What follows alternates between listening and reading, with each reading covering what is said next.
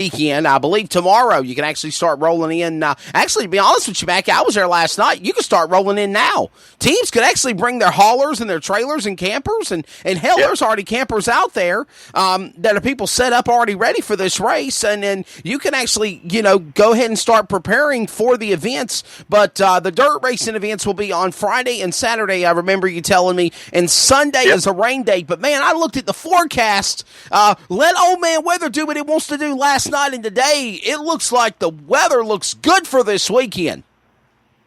Yeah, if it'll just give me a break where I can finish this racetrack, we're going to have a great weekend of racing. Gotcha, cool deal. Well, listen, let me let you go. I appreciate, Mackie, you being on the program, my friend, and I hope it's a great show. By the way, what is the big races that are coming up for this weekend that are going to be the big money shows? Other than here at Charlotte? Yes. Is what big races? What are they paying? Is it like Stock Heavy paying $5,000 to win or $10,000 to win? What are they paying out for it? I'm not real sure. Like I said, WK is doing the promotion side of it. All right. I had enough to do with the dirt, yeah, I'm not sure. But I promise you, every race this weekend is going to be exciting from the red platers, the 5-year-olds up into the champ buggies. Unlimited All-Stars are here this weekend. The wing go-karts are here. Wow. I promise you they're going to be running 100 miles an hour around this racetrack that I'm configuring. And that's what you were telling me about, was them Unlimited All-Stars. They can get to about 100-plus miles an hour. You can see them reach speeds that the dirt late models or sprint cars do at the World Finals. Yes, that is correct. And, they have the wings, the bodies on them, and you're going to have some of the best in the country here this weekend. So I know you're going to see Evan C. High Performance will be here. Shay Chavis will be here with his Unlimited All-Star. I think Jerry Mullis has one Unlimited All-Star that Phantom Racing Chassis owns. Right. So, you're going to see some good, great racing this weekend at Charlotte. A fun time indeed, the inaugural running of the Charlotte Karting Challenge. And again, Mackie, I think I can say in closing with you, go out and support this event. We need the support for not only the kart racing fans, but obviously the karting competitors, their teams, but the race fans. Go out there. I think I saw a tweet from WKA in a Facebook post yesterday afternoon that said, we've talked to Charlotte Motor Speedway. Marcus and Bruton Smith are going to let us be in the grandstands. Flood them grandstands. Pack those grandstands, because you're going to really see a great show.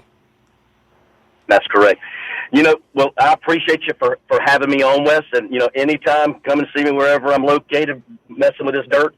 But make sure you tell Phil and Austin and Paul. Yes. Let them all know that I said hello, and I'll see Paul this weekend, and I'll see Austin this weekend. But more importantly, let Phil know that I asked about him, and Phil's a great friend of mine. He's a brother. So definitely. Just listen to what he says, and you're going to have to make 2 trips to his museum because you won't catch it all in the first round. That's true. We're going to have to make a day out of it, so we're already in the process of planning on it. So after I left Charlotte Motor Speedway, I started doing show prep, and me and Phil Combs, next thing you know, we're on the phone for an hour together. So that's just how much cool it is chatting with the man. We're going to chat with Phil Combs next. Mackie Flood, thank you so much for taking your time to be on Finish Line. Enjoy the rest of your week, and good luck getting that track ready for the Karting Challenge. Yes, sir. Have a great one and safe travels to you. Yes, sir. Mackie Flood getting it ready to go at the dirt track at Charlotte Motor Speedway for the inaugural running of the Charlotte Karting Challenge. It is this weekend, dirt track at Charlotte Motor Speedway, the Roval, and on the quarter mile, Charlotte Motor Speedway and WorldKarting.com for all of the details and information on that historic event of karting motorsports. This is Finish Line. Phil Combs joins me next.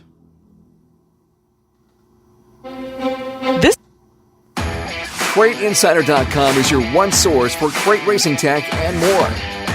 Whether you currently race with a crate engine or you are thinking about getting into the sport, our website has what you need.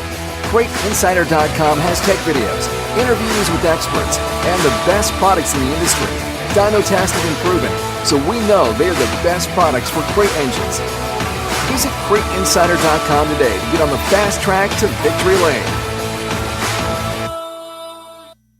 All About Wraps strives to offer our clients with fast, affordable service with race wraps starting at only $500. From go-karts to national touring teams and everything in between. Late models, modifieds, sprint cars, midgets, asphalt cars, and we'll even decal your helmets. Wraps, design services, and promotions. Everything we offer at All About Wraps. Contact us today to see what we can do for your team. Give us a call, 410-903-3302. Email us at allaboutraps@hotmail.com and visit us on Facebook at All About Wraps. This is Kate Dillon from CrateInsider.com and host of the Racing Insiders podcast. You are listening to my awesome friend Wesley Spider Monkey Outland. Now back to Finish Line.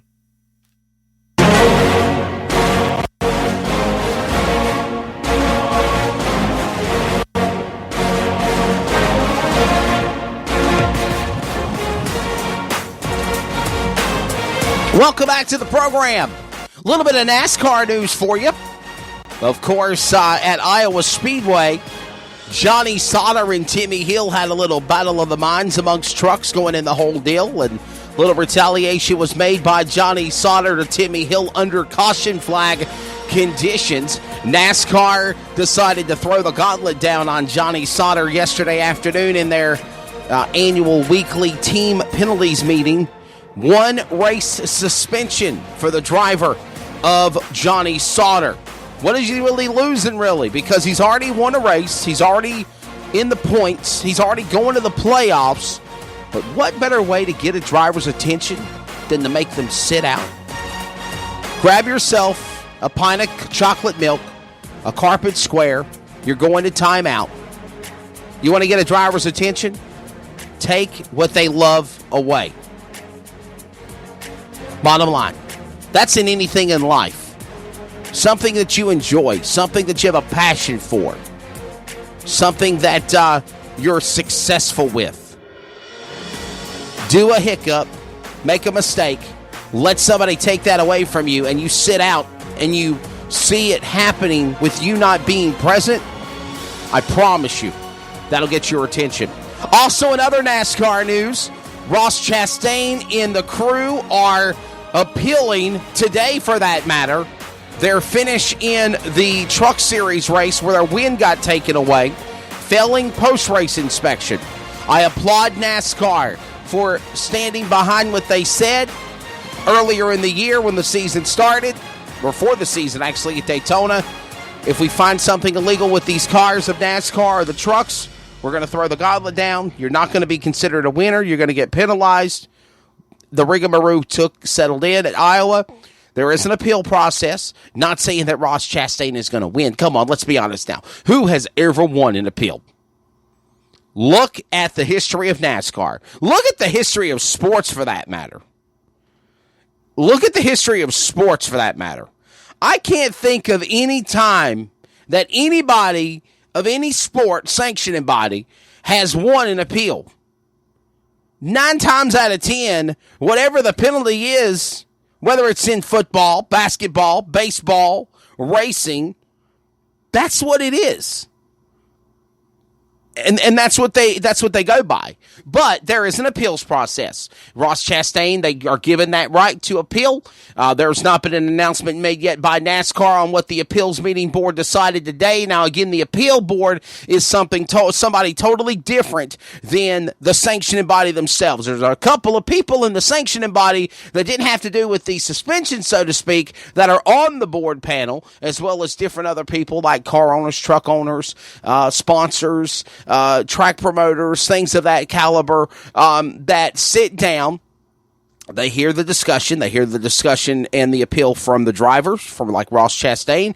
You hear the appeal of discussion from NASCAR, and then they make their ultimate decision, basically. So, well, it's kind of like, remember, I'm not trying to bring up anything from a long time ago, but remember the accusations on Patricia Driscoll, domestic violence on Kurt Busch. I think it was in 2013, 2014 at Daytona. Remember what happened to him? And come to find out, he was acquitted.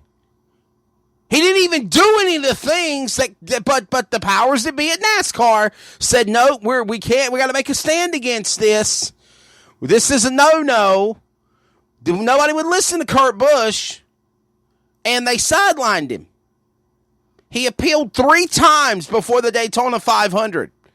Every appeal he got denied. And then the powers that be at NASCAR about a month later had to say, damn, Kurt, we're sorry. We made a mistake. Wow. She was the one that had the problems, not you. Wow. So, good luck to Ross Chastain and his appeal. Hope everything will work itself out. This is Finish Line. We're going to go to the phone lines now, and we're going to get on our next guest. Just, you want to talk about being an All-American? This man is an All-American. Paid his dues for his country. Paid his due working for FedEx for the longest time. Retired, living the good life. Loves racing. Loves racing. His father used to be involved in NASCAR. His father used to actually be a flagman in NASCAR. This gentleman has done everything from dirt racing to asphalt racing to karting. I mean, this gentleman has just done it all, and now he's a retired worker and just enjoys checking out the world of karting. And you heard what Mackie said about his racing museum. Phil Combs joins us on Finish Line. Phil, good morning to you. How you doing, my friend? I'm doing just fine, Wesley. Good morning, you too. Man, so real quickly, before we start talking about just all sorts of things in karting, what is your thoughts about this big event coming up at Charlotte this weekend, the Charlotte Karting Nationals and the Challenge? Well, I think it's good. I think it's, I'm tickled to death to see it come back, and I'm glad to see that, that the guys that race karts are going to get a chance to race at the big dirt track because, kind of like a lot of folks that go to Daytona, just to say you've raced there is a pretty neat thing in itself. And, the fact you're going to get to race on the same track that, the likes of Scott Bloomquist and Steve Kinzer and whoever else you can name, right, the dirt track stars, I think it's going to be a neat deal for especially whoever wins, because to say you won the first one, that's going to be, that'd be a pretty cool thing to say. And, who knows? They may never get to do this again on the big track. That's exactly they were thinking they might build a smaller track. So, this might be the only time you get to run on a big track. That's exactly right, a history-making event. And by the way, talking with Mackie, they were actually going to make a small dirt track for this event, but then it was just like with the weather and everything putting them behind in delays, they just had to make this decision to use the big speedway. And before I go any further, somebody asked me a question. They said, are they really racing on the big dirt track that you see at the World Finals? Yes, they are. There is a video. It's streaming on my page, and WKA has shared it. Charlotte Motor Speedway, I think, has shared it as well. If you look at the dirt track at Charlotte, what they have done is they've took 70 feet from the bottom of the apron of the racetrack field, and that is going to be the racing facility. And then, of course, everything's going in safety-wise with tires and hay bales and all the things needed to be done, barriers to protect the drivers from getting into the retaining wall. But I looked at it yesterday, Phil. They have enough racing and then runoff room where it's like with Phil, it's what Mackie said yesterday. If somebody wants to hit that concrete retaining wall, they're going to have to make an effort to get to it. Oh, yeah. We basically did the same thing years ago at Harris Speedway. I don't know if you've ever been there or not, but we put on some go-kart races there, and we did the exact same thing they're doing at Charlotte. We run all around the very bottom of the track, and we did not have one serious wreck the whole time that we did that. And it's going to be fine. It will be. And I'll tell you what it's going to be equivalent to, kind of. If you've ever been to Possum Kingdom, Possum Kingdom was a huge track to be a go-kart track. And it's not going to be a whole lot different. I mean, yes, it is going to be some bigger, but it's not going to be a whole lot bigger than Possum Kingdom. Chatting it up with Phil Combs, the historian announcer and man that knows kart racing. Phil, and by the way, you told me this yesterday. You raced at really the first ever karting event at Charlotte Motor Speedway. Talk about that in the 60s.